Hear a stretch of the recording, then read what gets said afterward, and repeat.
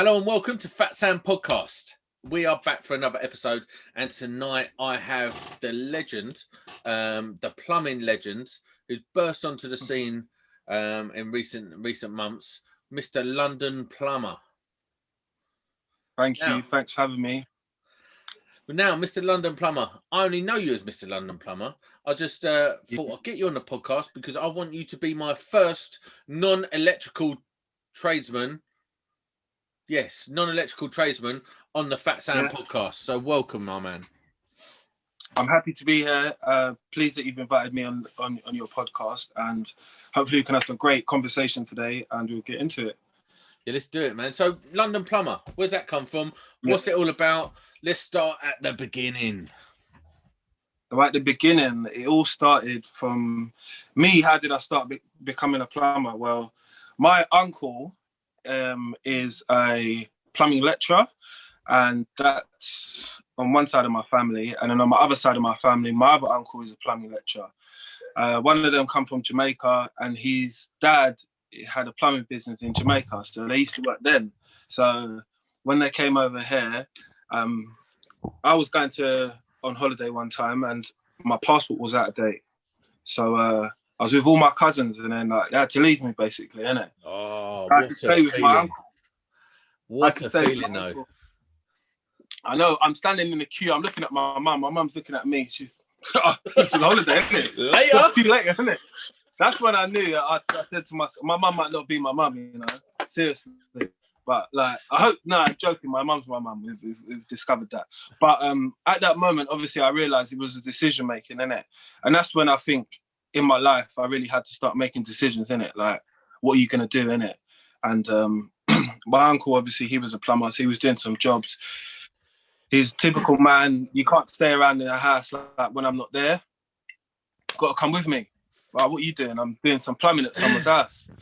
I don't know about that. You know what I mean? Do I have to, what do you want me to do? Like, I was interested because I was intrigued by that. But I think at that time, I had watched a documentary about locksmiths on BBC, and they were going around, and I found that really fascinating, like going from job to job. I thought, you know, I want to do something like that, like a locksmith, because he's not getting his hands dirty yet. No, I don't see any dirtiness. I just see he's making money. So no dirty, no dirty toilets. Yeah, there was none of that. So that resonated with me. So I thought that might be for me. So anyway, I went working with my uncle. I said, oh, this is all right. And my uncle said, what are you gonna do, like when you leave school and all that? I'm saying to myself, chill out, innit? What else am I gonna do? You know what I mean?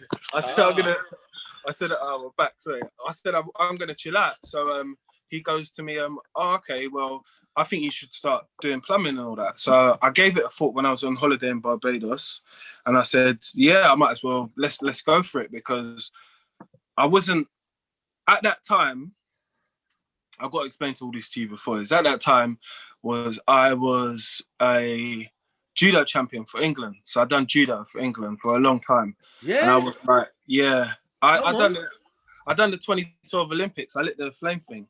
I don't really speak about it because... Why not? No, because... Hold on. No, I don't, because listen, you know what it is. Glossing over this. You're not glossing over it. Huh? This has got this. I knew there was a reason to get you on the podcast. This has some inspirational stories from Mr. London Plummer. Let's roll.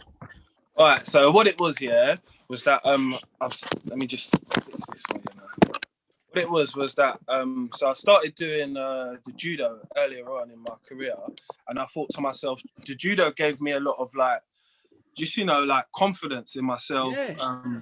I used to go everywhere. Like I've been Azerbaijan, France. I went to the European Youth Olympics. I was in the junior and the senior team in 1 year. I won it 3 times, and I was just eligible like the first time, and the second time I was 18. Then I was win the juniors and I would win the seniors. So the men's all the way to like 21s and all that. So it was a good time. I experienced a lot of life. I've got to be honest with you. Like going all up to Europe. I went to France, Belgium, Switzerland, Finland. We used to go to Turin quite a lot. I've been everywhere. There's not really a place in Europe that I haven't been. Like when I was younger, prior to me doing plumbing. How amazing is that? I've got 2 questions for you. One, Hmm. if you're doing all this traveling, how you let your passport run out, first of all? Yeah, Yeah, yeah, right. That's a yeah. massive oversight. And Mhm. second, what an experience. So you was at London 2012, you lit the Yeah, flame. That's yeah. a big honor, isn't it? Yeah, no, I think, do you know, I got interviewed by Steve Cram, and at that time, do you know what? I had done some BBC stuff before that. I'd been on BBC before that on stuff like that. So I wasn't really, it wasn't too much of a phase thing. But when I look at my life now and I think, yeah, that was a really big thing, I've got to admit. But it it gave me a lot of self-confidence. And this is what judo and things like that do, because it teaches you self-confidence and discipline within yourself, innit? It's You know, because massive. it wasn't a time when I was winning all the time. I've got to be honest. But I can I can say, like, everyone who knows my full name in England, they can be like, look, this guy, I've watched him do judo for 12 years and I've never seen him lose. And that's a fact, you know. So it's like, it's something to, it's nice. It's really nice. It is really nice when I think about it, because it's like a little legacy what I started. Wait a minute. Have you got, so how did you do at the 2012? No, I didn't go to the 2012 Olympics. I lit the flame. Oh, okay, okay. And stuff. Like when 2012, when I had some controversy with judo and stuff like that, because I was eligible to go to the Olympics and stuff like that, and I'd done the ranking events and I scored quite high. But what it was that I got into my teenage stage. I used to DJ as well, so I got into my teenage stage, and basically I used to warm up for EZ when I was like 14. So it's just do you know what it is? There's a few things that happened on the way. Wait, how old are you? Me, I'm 33 now. 33. So yeah, so you're 1987. yeah. So yeah. Yeah. So you was probably teenager at the end of the garage phase and stuff like that. Yeah. Coming to the end of it, like. But so, what was you DJing? Was you a garage DJ? Was you? So I was playing garage, and I was on a few. I used to be on a few mailing lists, Island Records and stuff like that. I used to go to like, listening parties. I used to go to listening parties with like Matt White and one of my mates, DJ Funksy, who's a radio presenter on DAB. So, mate, so you've had pretty extraordinary go of it. You know what it is? When I think about it, yeah, the experiences what I had has not been normal. I got to be honest, but you know what it is? I think that earlier having the teachings of like judo, I started judo when I was 7. So, and all of my family went to judo. So it was quite a family thing. Like my cousin, I had got to a ranking to be in number 10 in the world, yeah. And my cousin was at a point, he was in the top 5 in the world. Wow. Mm-hmm. And my uncle used to be the top table official. My aunt went to the Olympics and she was a top table official for the ladies when they do the scoring and stuff. So it's quite a family thing. It's a legacy. So yeah, my family come from stuff like doing, when I say doing stuff like that, yeah, I didn't find this out until I was older, but my cousin is a carpenter and he's on the City and Guilds books, the pictures. That's my cousin from Camden. Oh, wow. Yeah. So you got a family legacy of judo. I want to dive into that for a bit if we can. Yeah. But not necessarily the judo side, but the discipline and how that's helped you and molded you as a man. Because actually, I've dabbled in martial arts my whole life. I never excelled in any of it. I've done some mixed martial arts. I was quite good at Brazilian jiu-jitsu, you know, a distant cousin of judo, as they like to say. I was quite good at that. I competed around the country at that. But, you know, I'm not an athlete. Let's have that straight. And I'm not hard. I have that straight as well. So the martial arts for me is something that I hold so dear to myself. Like I started karate when I was at high school, and right the way through I've dabbled in different martial arts, from boxing as well. How has it affected your life and given you that sort of drive? Because obviously you're quite a driven fella. You've achieved you've achieved world-class status at judo. That's an achievement in itself. How do you find that your time as a martial artist and taking that discipline and work ethic into construction now. How is that going? Well, it's always taught me at my first part of judo, like I said, I didn't win all the time. Like I got bronzes, I got third places, and I would be annoyed with myself because I could do better, but I don't have the parents behind me that say to you, you could have got da-da-da-da. They're not like that. My parents, they're very supportive, period. That's definitely one thing I would say about my parents. And when I realized if I focused or if I tried at something, I would be really good at things what are physical, because I have to put this out there from now, when I was in school, so when I was growing up, I'm dyslexic, innit? Yeah. So sports and something like that, that's what you want to excel in, because you know the girls are going to be on you, all that stuff, everything. They're going to be they're on the sporting guys. When you're young, that's how it is. Do you know what I mean? It's a fair shout. And at the end of the day, I didn't do it for that purpose. I've done it for the purpose, and like, do you know what? I want to be able to have something to myself. Do you know what I mean? When I was in school, I won this schoolboy championship in France. I won it 3 times in a row. First person to ever do it. I went to a school in Edmonton, and I got this plaque on the wall, And when I done that competition, when I was at school, I used to say to my teacher, his teacher used to say to me, Jason, if you need anything for judo, anything, we'll pay for all of it. And then it's only when I left school I found out every year they got like 50k because I won that thing for their school. And it was like, do you know what? Even coming from school, I can say that, I left the mark, because everybody knows me as Jason Judo, Jason. Jason. They're like, that's what I'm known for. So it's like, that's how I met one of my best friends, who is actually a football player, and he's an international football player. And even when I go and meet his friends, I met Ronaldo with him one time. I met quite a lot of people anyway, and they go, you're the guy that does judo, isn't it? He told me about you. He told me, what can you? And it's like, I don't even watch football. I won't even lie to you. So I don't even know my positions or nothing. So I'm like, okay, what, do you play? Yeah. He's like, yeah, man, I play for Chelsea. I'm like, cool, my friend. I've just never seen you before. Like, we're weirdos. We're them weirdos. Yeah. I don't know anything about football. I don't even, like, I know that Chelsea's blue and Arsenal is red. That's it. Do you know what? Until I went to like a proper game one time with my mate and was up in the box, and there was a chance, and I said, bruv, why didn't you just hit the ball in the thing that time? He goes to me, the ref called the offside. I said, who cares about the offside? Just hit it in the thing, man. And he was just like, nah, that's not how it works, Jason. That's not how it works. I'm like, look, Colin. I was like, look, mate, this is a bit much, man. Why don't you just, like, what's going on? There's loads of rules. Like, this guy's blowing at you, this guy. I didn't understand it, but once again, my main focus on me growing up was martial arts. So I watched a lot of judo. I went to a lot of judo competitions. I went to Willesden Sports Centre, and when I was, for like about 6 years, I went to that judo club. That was like one of the roughest, toughest judo clubs you could go to in London at the time. We was there for a long time, and there was a guy that used to train us there. And when I saw, I came from a good club. Like, I came from a club like in Essex. Like, so it was nice. Like, everyone was cool. Everyone was. Yeah. But when you met with these guys like from Willesden, this was like the core. This was like, people were talking about, don't mess around with these guys. These guys are business. I'm like, you guys, I'm fuck it. I'm on that team, man. I'm on the Goonies. Yeah, I'm trying to get that.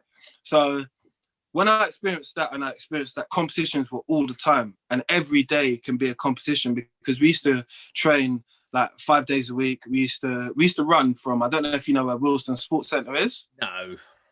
Oh, okay. Well, anyone away from sports centres, obviously.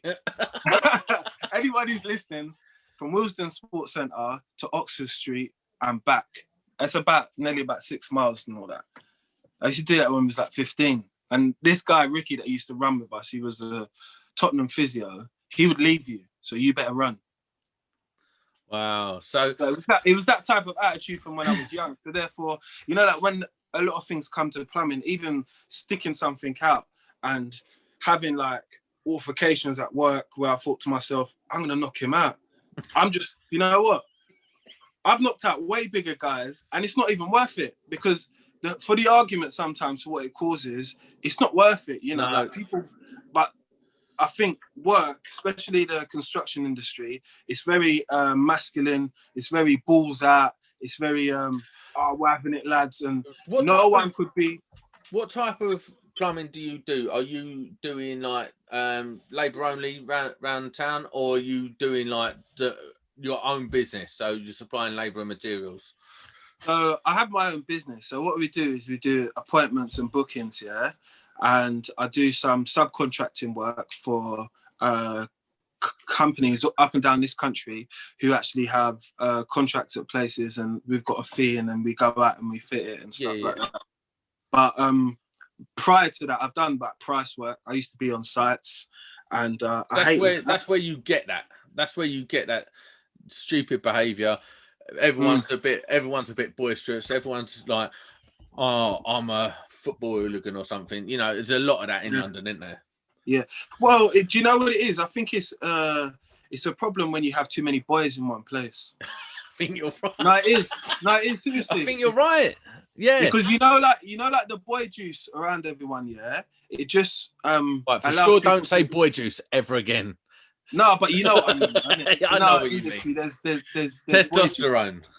Yeah. So therefore, I feel that people feel like it's a rivalry thing, and like, you know, someone has to outdo someone. So therefore, there's always someone else looking at the situation saying, oh, did you see how many flats he done last week? Oh, did you see how many? What has that got to do with you? Nothing.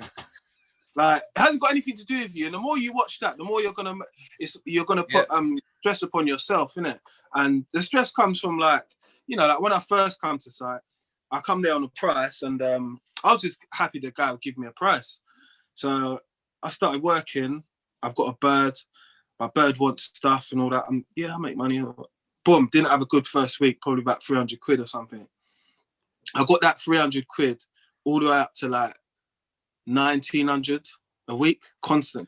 Ooh, and that's when I knew, do you know what? This is good. You can make good money. But I realized at this point, see all the politics and all the rest of it. Yeah. You either stay the hell out of it, or if you get roped into it, it's just gonna mess up what you're trying to do in turn. Like, because when you're on price, you're acting like a business with the people, with the Q&A, with the guys coming down to your site. Look, mate, can you get this one done for me, Roger? Yeah, mate, I'll get you a cup of tea if you want. I'll get you a tea while you do my thing, yeah? And you're just trying to nice him whatever way. But where I used to work in a pair, I'd been to like a lot of sites, and us as a pair, we've had different reactions from different people. And I say that openly because these are things that will actively happen, you know. The guy I worked with is an Italian guy at the time, and it was me. So I had different motives at the time. And I could see sometimes the jealousy when we was at work. Like, and that for me made me think, do you know what, guys, like, we're all trying to live our life. You don't know what I had to do to save to get this tool bag, or he had to do to get that. You know, like, we're all actually in the same boat. If we wasn't trying to search for money or search for better things for ourselves, we wouldn't all be here. So I get what you're saying. It's a funny old situation when you're on site with people, because it's a funny mentality that you're having to deal with. It's like almost one born of, it's kind of competitiveness, but then when someone finds they can't compete, or they feel they're too far behind to compete, they start getting very sabotagey. That's not a word, but it's a word I've just invented. Sabotagey.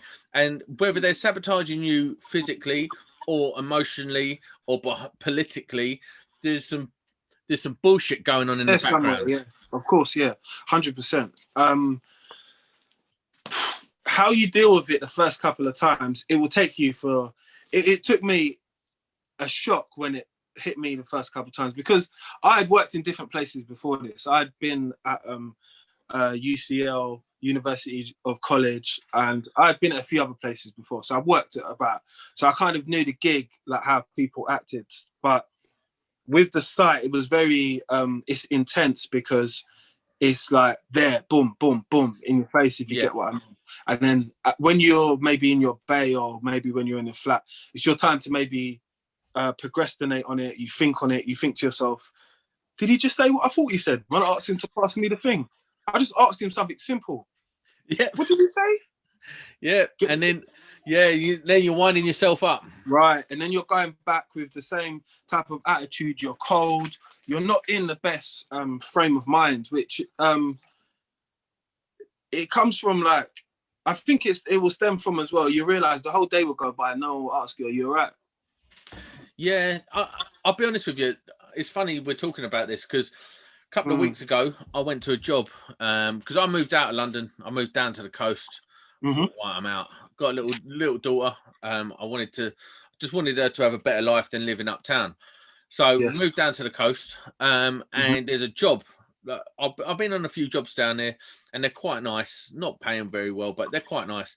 And I thought, and I got given a job in Chatham, which is probably an hour away from me. Turned up there, and you just know as a tradesman, you look at the site and you're like, this is going to be a shit one. I know, right? But I try and overcome that. I'm like, right, I'm here now. I'm going to make the most of it. Walk in there, chest out, ready to go for the day, positive attitude. Hello, mate, I'm Sam. I'm here from blah, blah, blah. And you go in there and you're just getting hit with nonsense coming at you. And in the end, I was just like, do you know what? I'm not prepared to spend 10 hours of my day being miserable and discontent on this site. I'm going home. And what I've done in my career is give myself options. I make sure that I've always got a nice bit of float in my business account so as it doesn't affect my family life. If I need to have a couple of weeks off to find a job that suits me, I can do that now. And that's just by giving yourself options. Because if I was stayed on that site, resentment would have kicked in. And then I would have started, like you say, who's he talking to? And then now you're walking around, you're doing your job and you're like, who's he talking to? Like, did he just? But do you know what it is? I definitely say when you're I done these things when I was quite younger to the age I'm at now, yeah. So my understanding and what I knew, I had times when I was working for agencies, but I was doing 2 agency jobs and I was cleaning more than 2.5 bags a week. Like there wasn't older guys that could chat to me, I'll be honest with you, because right. So when I would go for a job, I am a plumber by trade, but I have strong skills in, obviously, as a mechanical engineer, so dealing with a lot of HVAC stuff, chillers, filters, fans. I've worked in hospitals and stuff like that. Yeah. So that's where I got that industrial thing from, and universities. So I was able to slide in at different places. But when I saw the site type of thing, I said to myself, do you know what it is? I was in a mood of chasing money then. Yeah. And then I didn't realize until I would say about 2 years later, a year later, do you know what it is? You're just chasing the postcode. And that ain't helping me at any point. It's only helping them. So you make a bit of money out of it. You realize that you need to reinvest, because there'll be weeks when as a pair we're going through and we're just going to go to the shop and we're going to get drills, we're going to get this, we're going to get that, we're going to get this and we're going to get that, boom. And that's one day we've done that. We're going to set up, we're going to put all the tools over the place, then we're not even going to work that day. I don't care if we're just going to set up, because we're going to show him how this is going to work for you. And it was like a method which we kind of grew together. But I think if I wasn't with a pair, it would have been a bit harder for me to grow that and gain that knowledge amongst that time. I think I would have been out there a lot longer. So when people who do speak to me and I speak to them and I'm like, why don't you just get a maintenance job then? Why are you on site for? Like there's a guy at my gym who I know, and I've known him for a long time, and I've been telling him about getting a maintenance job. I'm just getting a cushy gig and not being on site. And he's like, he got this job. He's got a new phone. First month, fucking new car. I said, look at you now, Jack, you're loving it. And he's like, yeah, do you know, I should have done that earlier. I said, do you know what it is? It's worrying about your money and stressing and the whole thing of just being there. Yeah. It's when that becomes too overwhelming, you have to say to yourself, where is my integrity in this thing? Where am I in this thing? Like, I'm just in the middle and I could just be blown about any time. If they told you to kick you off the site, you're off. Yeah. They told you there's no work this week, you're off. Like, when I started to go, it's like I've made some money in plumbing, and when I started, like, I would say, I use this as a phrase. When I started shopping in M&S, I said to myself, do you know what? I'm not coming out of M&S, yeah? It's comfortable in there. So I'm had to make sure that I've got that money in my life to counterpart, so I can afford some of the nice things, or the little things you want in life, you know what I mean? Yeah. Because most people who have done trades have had those weeks or 2 weeks where someone's not paid you, done the arsehole, done the real arsehole. But I've learned now over time where I've got a big enough social account where I could shout people out and be like, oh, this person's an arsehole, that person. Yeah. Don't give them the time of day. Don't allow those people to do that to you. It's easier said than done, but sometimes you learn the lesson so you don't keep on doing it. You know? Like my friend Matt, who's been on the podcast before, one of his favourite sayings is ignore and outperform. Yeah. Just ignore them and outperform them. Do you know what? Go on. That's a good way to put it. But do you know what? There's even some of us who are strong-willed-minded and stuff like that, yeah? We can still fall into that trap again by other people, because, you know, like, I've had people who on the outside, I don't know them as like know them in anything. I just had conversations with them. They said to me, oh, I'm really bothered about this person posting this thing about me. Like, mate, do you know how much money you make? Would you? This geezer owning his boxers doing this stuff. Like, we ain't got to worry with. We ain't got. I don't argue with any greasy pats, mate. You lot can argue amongst yourself. Like, it is what it is at the end of the day. You know, like, if you choose to engage with some people, it fuels the fire. And, like, even as adults, sometimes we forget that. You know, like, I think you're bang on.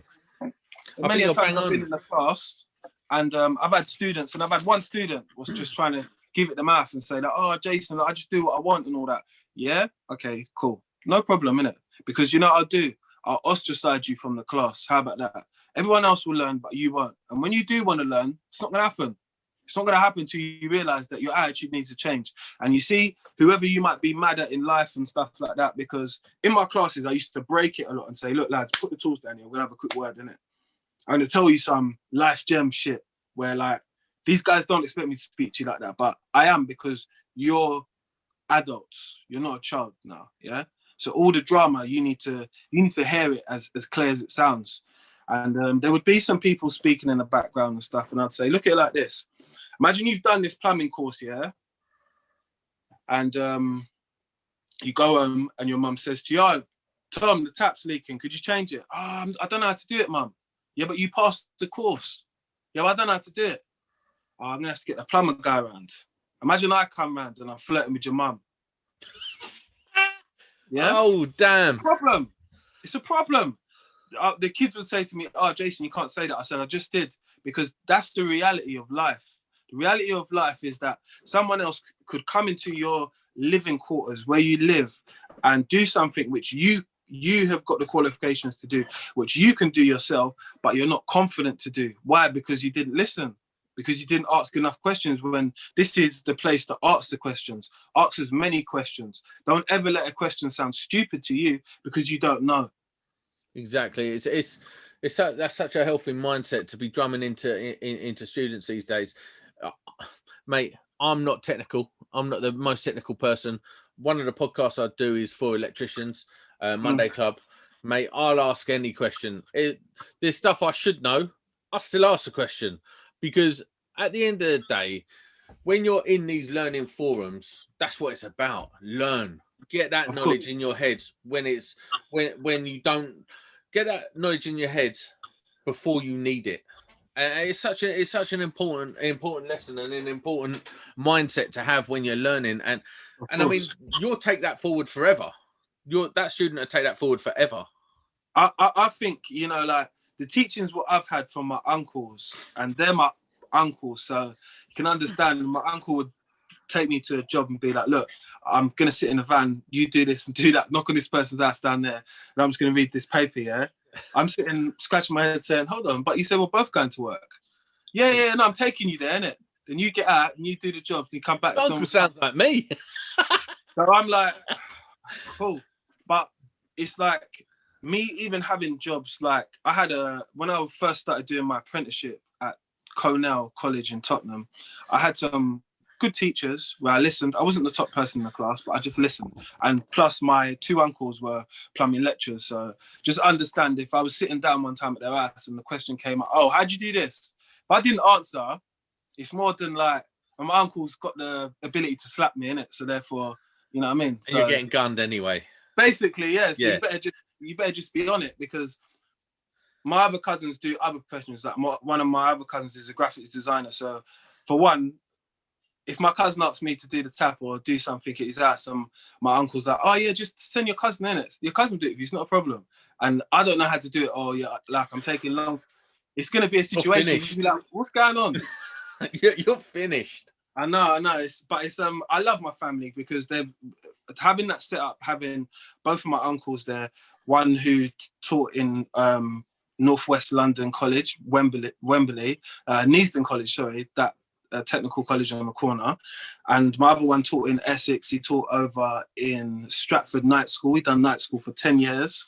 So he's actually got a master's in plumbing, that one, my Uncle Llewellyn. Good guy, really good guy. And I always ask him questions. I'm never ashamed to like tell him my ideas. I've had quite a few really good ideas lately, and we've been discussing them.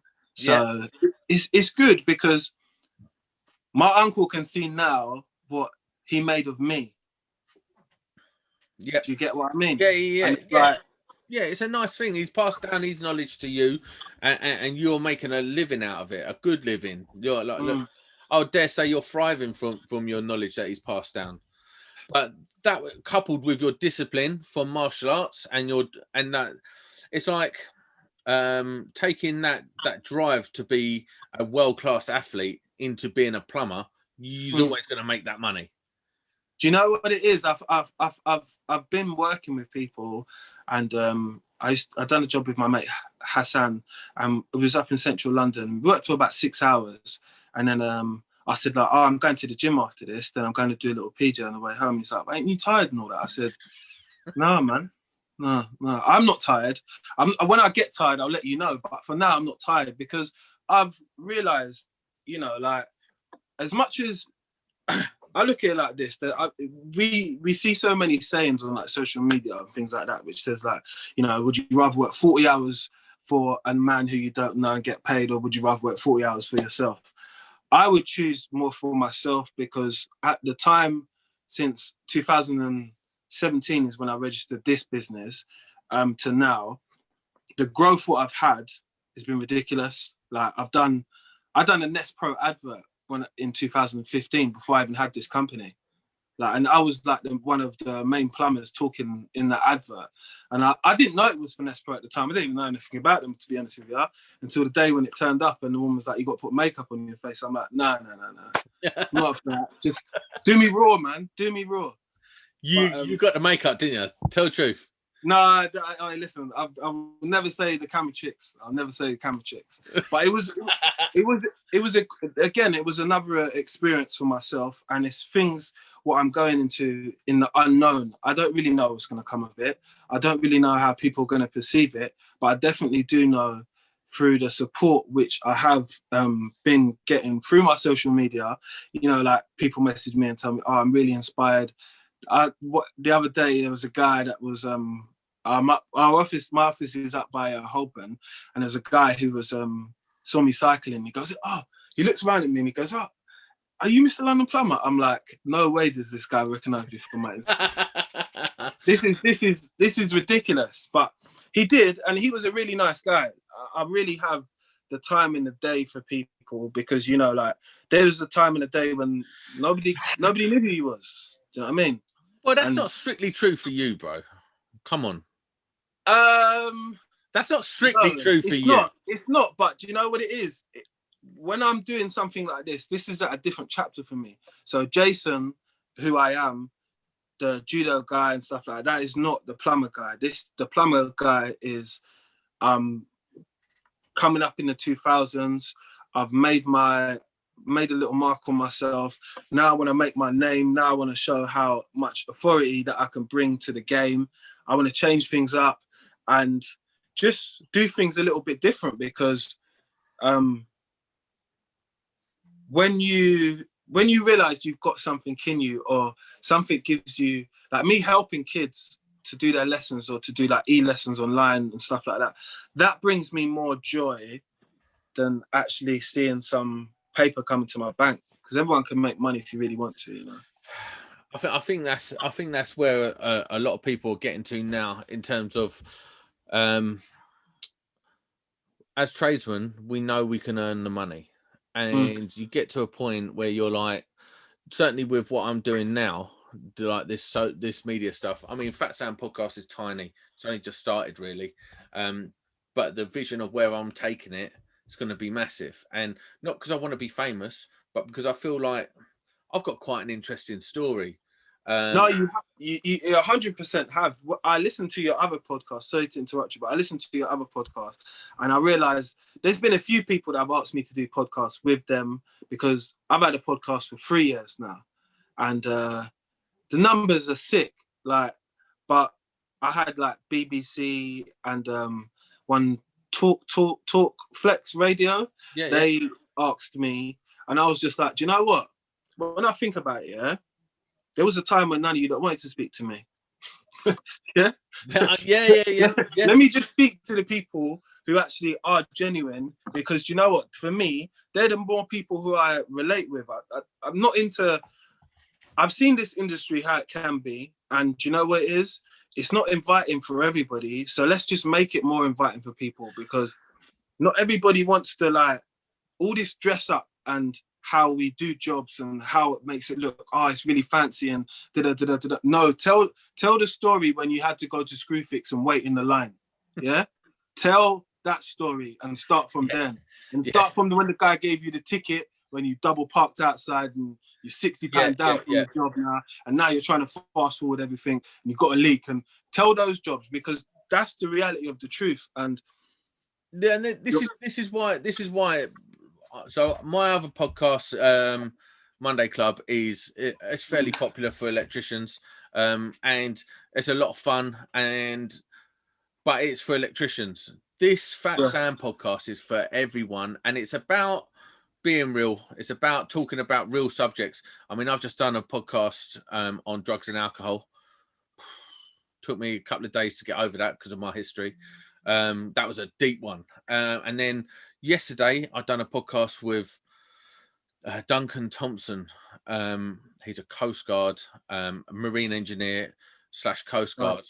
And his story is, mate, edge of your seat stuff. He tells a story of his friend and that. And, mate, I couldn't sleep last night. I was like, I can't believe people are telling me these stories, like, and it's powerful stuff. And this is what the channel's about, and this is why I wanted to get you on, because I see what you're doing on Instagram, and I see that, like, I'm not just going through looking for numbers. I'm going through looking for people who are real, trying to make a difference, trying to be something. You know, I didn't know anything about your history. No one does till now, I suppose. And now I'm getting to know you through this podcast. I'm like, this is what it's about, telling these stories, showing people what can be done. And it's important. And I think now, in this time where, let's be honest, the last year or so has been peak tongue. It's been peak tongue. It's mental. That bit to that bit. Yeah, I still don't really know what's going on, if I'm honest. It's mental. And like, and here we are. People are just standing up one at a time, going, do you know what? Let's push back against this. Let's get positive. Let's do this. Let's put something in place. And the beautiful thing about the times we live in at the moment is it's unique times. We can take all the information we want. We can literally choose all the information that comes to us, all the content. I don't even watch normal TV. I don't watch news. I watch whatever I want to watch, because I can do that. I learn about whatever I want to learn about. I talk to who I want to talk to. I can engage with people on a different level now. And then even coming to earning a living has changed. The old Victorian ways of the 9 to 5, got a graft. That's done. Don't need to do that anymore. That is, do you know what I learned? About when it comes to your earnings and like doing this 9 to 5 crap. I worked for a mobile app at a point, yeah. And at one time on this mobile app, I won't name them because they're dickheads. I made £600 in one day, and I just used to drive with my tools in my car, because I never used to have a van then, and just drive from place to place to place. But it was around Ladbroke Grove, around that type of area. So it's people with money, but it's people that need random things. One night I unblocked 2 toilets, and they were £100 each. And that's the regular price for unblocking toilets. Just go to with a plunger, pop, away, gone. And that's when I said to myself, do you know what? I must see this before other people see this, because this is a new wave of working. Because all this working for somebody and, oh, you're worried about how much jobs and did it. You could see how much jobs he was doing. And don't get me wrong, within the future, yeah, that's going to be the stupid game changer. Because I used to be at on a site at that particular time, and I stayed to my mate, look, Bob, I've got like 6 jobs on this thing. Do you want to go? I'll click them and say I want to hold them. And he was like, oh, I'm not really sure. I'm like, do you know what? That happened one day. Next day it happened. I'm off, mate. Yeah. I'm off. I have to be off. I have to be on that, because sometimes you have to chase some things and see the reality of it, innit? Because we all, I've got friends who I speak to about some of these opportunities, what come my way. But I'll be honest with you, because they're not at the stage where, or been through some of the things I've been through, the reluctancy to move to a next situation so quickly as myself, they would be like, no, I can't do it, or I'm not going to do it, or mate, look, me, I'm down. I'm not down for anything. I'm not a hoe, but what I'm saying to you is I'm down to move to the right equation if it's thought about tactically. You know, like if you've been somewhere for a year or 6 months and you've had no overtime, do you know what it is? You could have another year there and still have overtime all the time, but you're still never going to make up for the shit you never had before. And if you need it now, you need it. Way of looking at it, yeah. There's no other way of being about it. Like, but there's also different revenue streams now. Like, mate, I don't actually. So I do need to work. Let's not get it twisted. I do need to work. I do need to have money coming in every week. But my need to work as a 9 to 5 has diminished greatly because I've got other revenue streams coming in. So, okay, these other revenue streams don't cover all my bills, but they give me options. It means that I'm not a slave to the system anymore. I'm slowly hacking the matrix so as I'm out of the system, because and this is becoming so much more prevalent in our society, and people aren't switching onto it, and that's what this is about. It's about sharing that message that you can break the chain, if you like.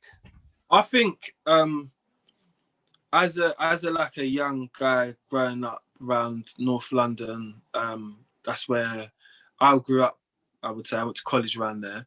I worked in East London, so I'm around all the Cockney boys, Essex boys, everyone, London, and being a grafter and like cracking on with work and all that. That's like a cool thing. Like, he's a grafter. He's a grafter. He's all right. He's a grafter. He gets his hands on. But you have to say to yourself, you know what? I was looking at one guy, and the guy, he's an electrician. I can't remember his name, but anyways, he's an electrician, Mark, or something like that. Anyway, his name is whatever. He said to me one time, he went to school with the guy that owns the company, and I said, that's fucking ironic. You went to school together, and you're the one busting your nuts, and he gets a 30 grand wedding blowing on some bird. I said, so why ain't you a supervisor here or nothing? Like, you said he's your friend from school, innit? Because my friend from school couldn't be any lower than me. Well, it has to be a little bit lower, but not like we could be on a par. Do you understand what I mean? I'm going to make my friend the manager, at least. That's my friend, isn't it? It's not my who I class, but it's we've got things. Yeah, I'm bringing them along. Anyone who's my friend who's down, like a day one, I'm bringing along with me. I know what you mean. Like if you're working for your mate from school and you're just a drone, is he your mate? that's what I had to say to myself. And I saw that was like at my first plumbing job, because it was a family-based company, yeah. So it was very like pally, jokey about and all that. But I used to see, when I was in the office, my uncle's the manager there. And when I'm in the office, people treat me differently, obviously, because my uncle's a manager, like, oh, don't get this and all that. But I had a few tipples with people inside there. I won't lie, I did. But I learned my own way, and like I got some really good skills from there. Like I saw that, you know, like I really realized, you know what it is? Like, say like the boss guy at the time, I said, you know what? My man's a bit of an arsehole, you know, but you can give him that for being an arsehole. I can respect him a piece for being because he has to be in this scenario. Yeah, you know? yeah. But he might be a really nice person outside, but when it comes to business, you have to have a shrewdness about you, and you have to have a ruthlessness about you. Yeah. And when you're not ruthless, you will pay the cost. And I've learned that from having my own business. So therefore, I respect that guy quite a lot, because one thing I realize is you cannot learn a lot from anybody if you're nowhere near them. Like, I've worked for a lot of companies and I've been close to bosses, not trying to befriend them, but I'm just around them, innit? Like, they've chose, like, yeah, Jay, come with me to lunch, or come, I want to tell you something. I'm whatever, man, whatever. Are you gonna pay? Yeah, let's go, man. Let's go. Yeah. So they're telling me about things, and I'm gaining more knowledge, but at this time, I'm kind of like moving away from my peers, because I'm just doing like my own thing. I'm going from different places to different jobs. I'm gaining different contacts with people. I'm staying in contact with some people, but I've realized at that point, my phone book and stuff like that, the people that I don't need, they just don't have my number. I'm not interested in talking to you again, because, you know, there might be opportunities on the table, and you never thought about me, or you never thought that, oh, we could do this thing together. We could do a project together. We could do this. So I kind of got that airy feeling from some people at some point. So I said, you know what it is? I've had to do a lot of journeys on my own anyway as a person. So therefore, this extra journey now in life, if it has to be on my own, so be it. Because I met someone a long time ago who actually told me some real insights into life. Like, one of my friends, he used to be an MI5 agent, this guy that I know. Don't ask how I know him, but I just know him from a long time. And he told me a lot of things about life and about people, and, you know, like how you should treat people, how other people are around you, being around civilians and other people. And he always explained to me, Jay, you're not like them other people, you know? Like, you don't have to mix with them if you don't want to. And I said, like, well, if I don't, it's going to be a lonely life. He said, yeah, that's the truth. And, you know, like... Sounds like he's trying to recruit you. Huh? It sounds like he's trying to recruit you. Nah, what I say to that is, I might push back a little bit against that. I like people. I like being around people. I like meeting people. I like having conversations with people. It's kind of what I thrive on is interaction. But again, I think it's really valuable to be selfish at the same time, to have some time to yourself, to put yourself before others sometimes, not always, because that's a terrible way of being, but to have a it's certain hard to define that point though, isn't it? Because it's like, I always tell people, yeah, it's like, I'm not like some Christian guy and all that. That's not me, for my beliefs myself. There was a story what someone told me that stuck with me, and basically there's like, you over across the road, yeah, you're with your friend walking. So you and your friend are walking, your neighbour sees you, yeah, he saw you, like, yo, what's happening? But these times now, you're with your friend, so you didn't really look over too much, and he goes, yeah, could you, and he's like, yeah, you're like, oh, I'm with my friends, man, let me chat to you later, it's only my neighbour, what's he gonna do? But the next day he sees you, he tells you, do you know what, I was calling you over, because yesterday, there was a box like by your house, and it had like £1 million in cash in it. And he's like, is it? Yeah, but I didn't want to tell you when you was in front of your friends, because I didn't want your friends to take it off of you, innit? So at some points in life, there might be a blessing for you, but you're sharing it with everybody else. Yeah. You wonder, when's it going to come for you? Do you get what I mean? So the selfish thing is like a line to it, because you want to share because you're not a selfish person, but there's certain things that you have to, you know, hold for yourself. So for me, the perfect analogy for me is, you know, when you're on the airplane and then they tell you if in an emergency the mask come down and you're with your kid, put it on yourself first before you put it on your kid, because if you pass out, your kid's not going to be able to get it on. Yeah, That's the 100%. selfishness I'm talking about. Got to make sure that you are correct in yourself before you can look after other people, and that requires a certain amount of selfishness. And that Yeah. analogy fits perfectly for what I'm trying to say. Yeah. Yeah, don't want to let my kids suffocate on a plane. Do you know what I mean? No, definitely not. Definitely not. You'd be a bad dad. Yeah, You'd be a bad dad. Yeah, no, I don't want to do that. No, Jason, but what is a future for Mr. London Plumber? well, the future is trying to like change plumbing as we see it today, because do you know what it is? I think that anyone can take the game, you know. It's open season for anybody. Yeah. It's open season. All you need to do is come with a good idea.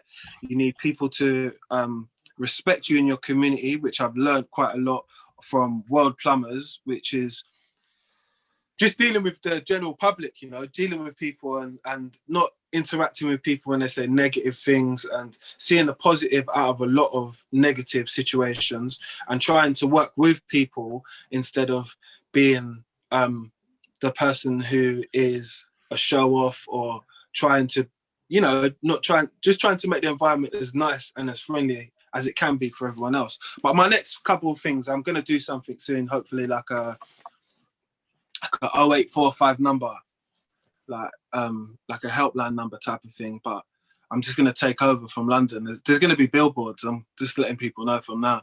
Listen, man, So, with your discipline and your knowledge, yeah, I'm sure it's entirely possible. Listen, and I just got a little brand deal as well. So, oh, is it? Do you want to elaborate? I can't elaborate because I haven't signed it yet. But when I basically, I will be working with a plumbing brand, which will be a well-known one, and I'll be doing a lot more. Tell me it's Charlie Mullins and Pimlico Plumbers. Do you know what? He doesn't really like me, so I don't really like him. So good. You know what? Do you know what? I'll be honest. I'll be 110% honest with you. Yeah, I've not had no conversations with him physically. Yeah, but they used to watch my Instagram, and I used to cuss them out sometimes because I was being petty. That's my fault. I shouldn't have done that. But some of my students who I have had and I've taught over Bromley, who used to work for him, have told me stories. And do you know what it is? I can only respect someone for the business ethics, what they do have, but generally respect on respect. I only respect men that respect other men, period. And he does not. And yeah, and that's something for me where like, but mind you, he might do. He might listen. You can only go on your opinion of someone. I don't really like this whole new thing he's come out with about vaccines. You got to be vaccinated. What's that about? Like, you can't mandate that. Who are you to mandate what it is? Someone should send him the emoji doing this, because you look like you sound so silly when you come on. Anyway, the silliness starts with the hairstyle, but let's not get into that, yeah? Because he's looking like someone who was... Listen, I can't say anything about hairstyles. I haven't had a haircut for like, got to be 3 months. Look at the state of it. No, but he's always in his Mayfair apartment. He can get an hairdresser to come around. Tony and guys do appointments. Do they? I think so. I best get on to Tony and Guy. Right, listen, man. No, I think what the idea when he said with the vaccines doesn't make a lot of sense, because at the same time, most of the people who work for him, if I'm not right, is they're subcontractors. They're not employed by you. So therefore, you implying that rule, you would have to change their contract when, if they're working for you, you can't do that, because they can have a discrepancy with signing the contract with the new contract or not signing it. And there's not really much ways you can get someone to sign something who really signed something before. It literally comes down to a numbers game. If he can get more people to sign up for his new one than he can get people holding out on it, it will go through, because he needs jobs done. If he can get people doing the jobs, and basically comes down to he don't have to give those subcontractors a job. He don't have to like issue them with work. until they get a vaccine. They could all group together and say, poke it. You're not getting a vaccine. Like, we're not getting vaccinated. And he would be in trouble because he would have no one to do the work.